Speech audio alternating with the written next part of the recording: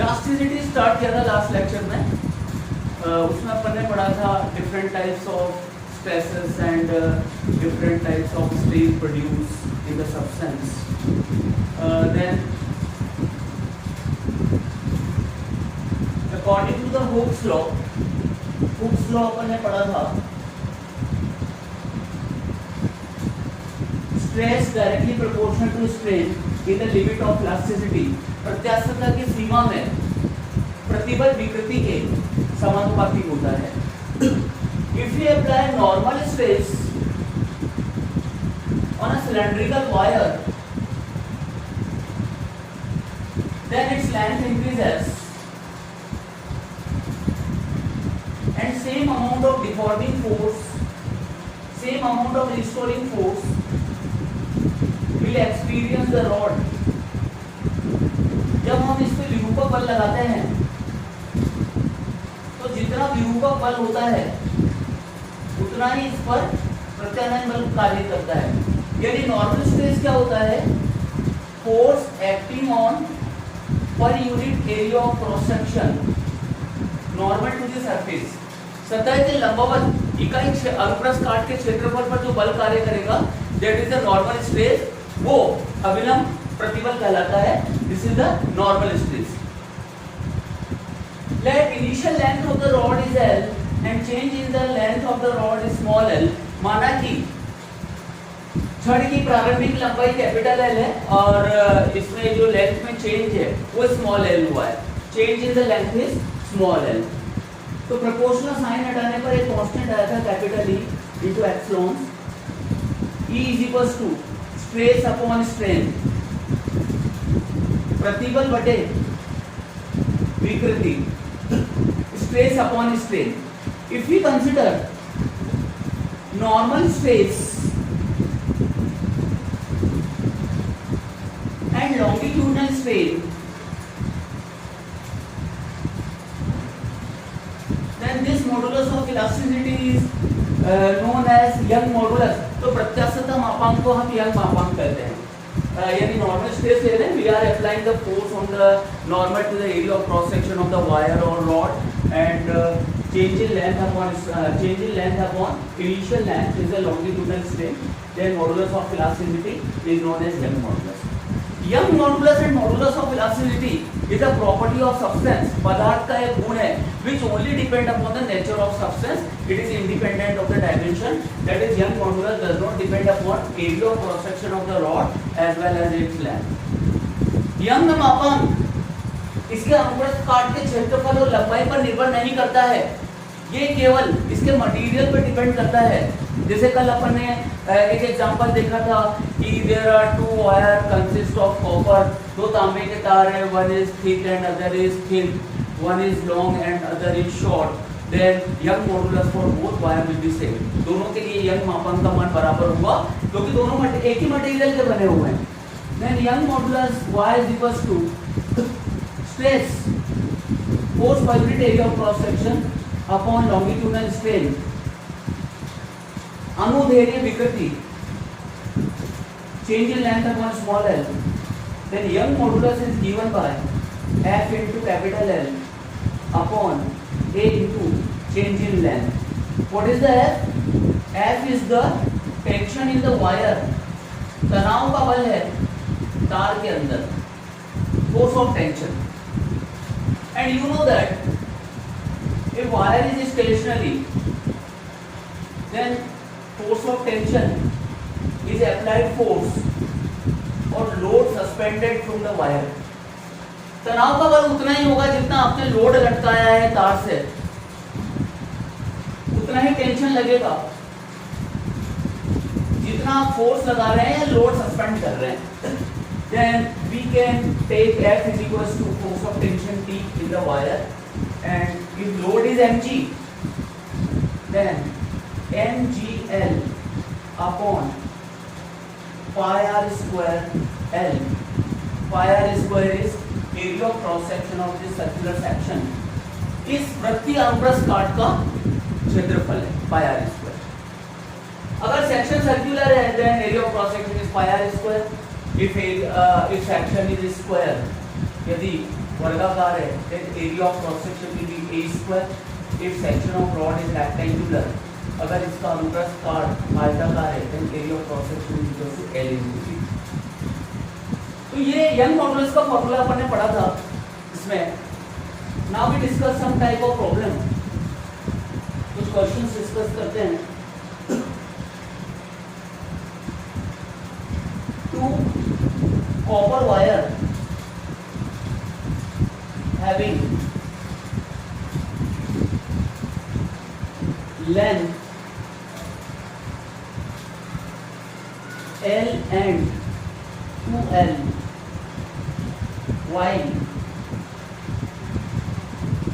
ratio of their diameter is 2:3, then find. दो तांबे के तार दिए हैं जिनकी लंबाइयां L और 2L है और उनकी रेडियस और डायमीटर का रेशियो 2:3 है. Then what will be the ratio of young modulus, stress and strain? पहला find ratio of their young modulus. Second, ratio of strain produced in wires. Ratio of stress along wires. ये सब find करना है. First of all we find ratio of Young modulus. सबसे पहले अपन को निकालना है यंग मापांक का अनुपात. Then ratio of longitudinal strain produced in the wires, तार में अनुदैर्ध्य विकृतियों का अनुपात. And ratio of stress produced in the wire, तार पर स्ट्रेस कितना लगेगा, ये फाइंड आउट करना है. फर्स्ट क्वेश्चन में ratio of their Young modulus, इनके यंग मापांकों का अनुपात क्या होगा, यंग मॉडुलस का रेशियो क्या होगा. मैंने आपको बताया कि young modulus is only depend upon the nature of material, does not depend upon the dimension. Young मापांक केवल पदार्थ की प्रकृति है, उसके सब्सटेंस पर डिपेंड करेगा किस मटेरियल का बना हुआ है. And both wires are consist of copper, their material is same, so their Young modulus will be same. दोनों एक ही पदार्थ के बने हुए हैं. Both wire consist of copper, दोनों का यंग मॉडुलस सेम होगा, यंग मापांक समान होगा. Therefore y1 upon y2 is equals to 1:1. Second, ratio of longitudinal strains, अनुदैर्ध्य विकृतियों का अनुपात.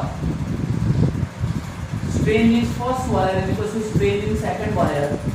L1 upon L1 is equals to L2 upon L2. Now change in length in wires is small l1 upon small l2, l1 upon l2 into l2 upon l1. Change in length का ratio क्या होगा दोनों wires में. तो यहां से change in length क्या आएगा, देखिए आप. चेंज इन लेंथ y को अपॉन में लेकर जा रहे हैं, तो y को अपॉन में लाएंगे तो यहां से L1 अपॉन L2, ये रेशियो क्या आएगा, F1 upon F2 into L1 upon L2 into length different है and inversely proportional to the area of cross section और square of radius. So R2 square upon R1 square. Ratio of change in length. आपको diameter और radius का ratio दिया हुआ था. इस condition में same load is hung two wires तारों पर मान लिया कि सेम लोड अप्लाई कर रहे हैं, डिफरेंट भी हो सकता है, डिफरेंट भी हो सकता है लोड। यहाँ पर हम सेम लोड कंसिडर कर रहे हैं दोनों वायर्स पर, तो उस केस में F की वैल्यू सेम होगी mg upon mg, ratio of length L/12, एक की लेंथ L है, दूसरे की 12 है, and ratio of their radius, जो डायमीटर का रेशियो होगा वही रेडियस का रेशियो होगा, 2:3 है, तो यहाँ आ जाएगा 3/2 स्क्वायर, mg से mg cancel, 1:2 and 9:4, 9:8, this is the ratio of change in length.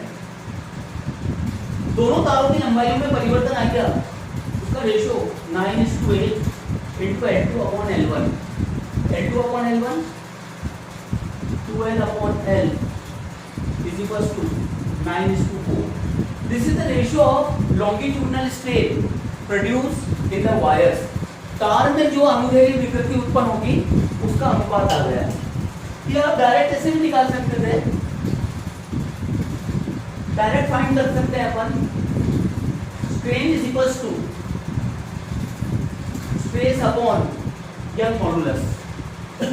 Young modulus होता है स्ट्रेस अपॉन स्ट्रेन प्रतिबल बटे विकृति, तो स्ट्रेन आ जाएगा स्ट्रेस अपॉन यंग मॉडुलस, और y सेम है, therefore strain proportional to stress, विकृति प्रतिबल के समानुपाती। तो यहाँ क्या आ जाएगा, ε1 upon ε2 is equals to stress का ratio F1 upon A1 is equals to F2 upon A2। तो यहाँ से चेंज इन लेंथ का रेशियो फाइंड कर सकते हैं। वाई दोनों में सेम होगा because both wires are consist of same material, दोनों तार एक ही पदार्थ के बने थे। Now in the third part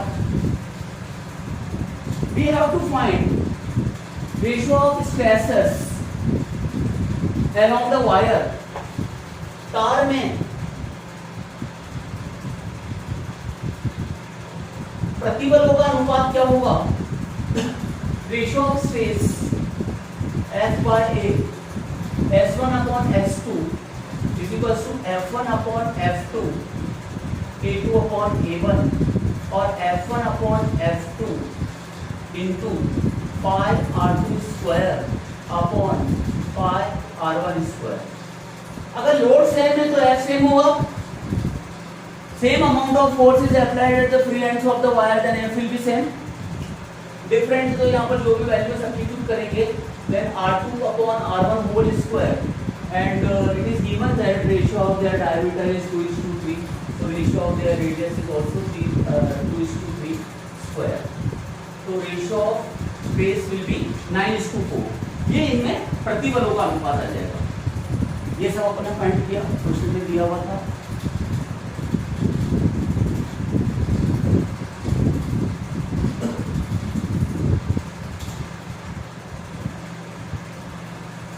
A tube is clamped from one face and force is applied on the tube on free surface।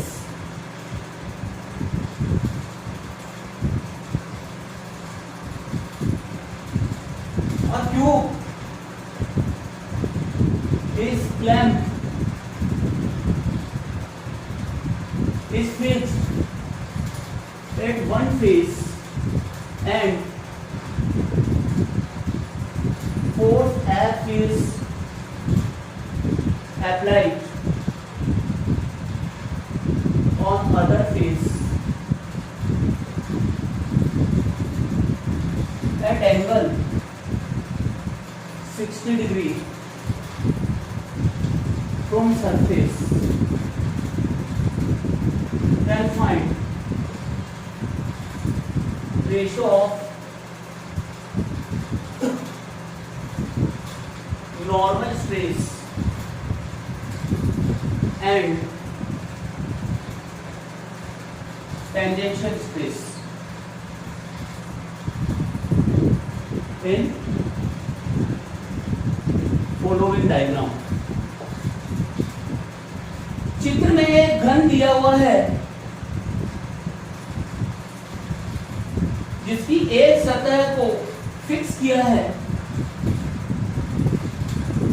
while a force is acting on opposite face. इसके विपरीत सिरे पर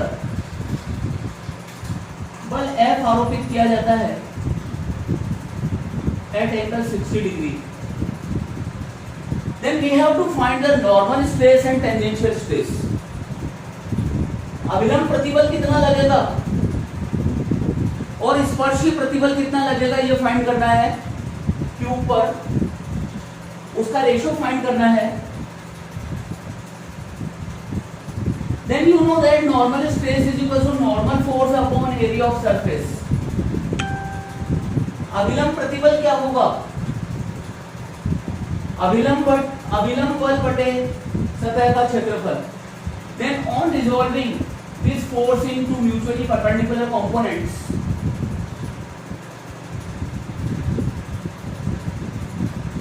तो लंबवत घटकों में बल को वियोजित करने पर F इधर लग रहा है थीटा एंगल पर, F का कंपोनेंट क्या आएगा इस डायरेक्शन में, F cos थीटा, और along the surface F sin theta. Then normal stress upon tangential stress, अभिलंब प्रतिबल बटे स्पर्शीय प्रतिबल, normal force upon area of surface, normal force कितना है F cos 60 upon A, tangential stress क्या आएगा, tangential force F sin 60 upon surface area से, ये हो गया टेंजेंशियल फोर्स। F से cancel, cos 60 upon sin 60, then ratio of normal and tangential stress will be 1:3। ये रेशियो आ जाएगा दोनों स्ट्रेस का, वायर कह लो। अगर डायरेक्टली फोर्स नॉर्मल लगाते तो नॉर्मल स्ट्रेस भी प्रोड्यूस होता, इसका शेप वही रहता लेकिन उसका साइज चेंज हो जाता। And if we apply only the tangential stress, then body will be deformed, वस्तु विकृत हो जाएगी, उसका शेप चेंज हो जाएगा, साइज वही रहेगा। साइज मतलब वॉल्यूम।